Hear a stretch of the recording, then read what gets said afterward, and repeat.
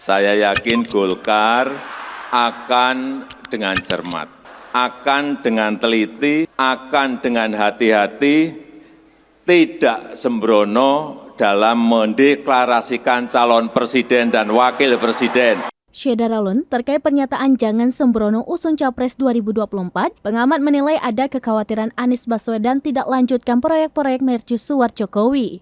Hal itu disampaikan Direktur Eksekutif Parameter Politik Indonesia Adi Prayitno sebagaimana dilihat seraminis.com dari Kompas TV pada Sabtu 20 Oktober 2022.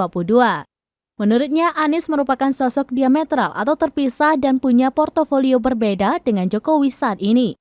Sehingga ada kekhawatiran bila sosok yang di luar koalisi pemerintah saat ini kemudian mendapat tiket dan memenangkan pertarungan politik tidak akan melanjutkan proyek-proyek besar dan legasi yang sudah ditinggalkan Jokowi. Sebut saja infrastruktur atau pembangunan ibu kota negara atau IKN baru yang saat ini belum terlihat secara signifikan. Meski demikian, pasca dideklarasikan ada narasi-narasi yang beredar bahwa Anies tidak seperti yang dibayangkan. Artinya, lanjut Adi, sangat mungkin sosok tersebut bisa melanjutkan apa yang sudah dilakukan oleh Jokowi ke depan. Diketahui baru-baru ini Presiden Jokowi dinilai menyindir Partai Nasdem yang mengusung Anies sebagai Capres 2024.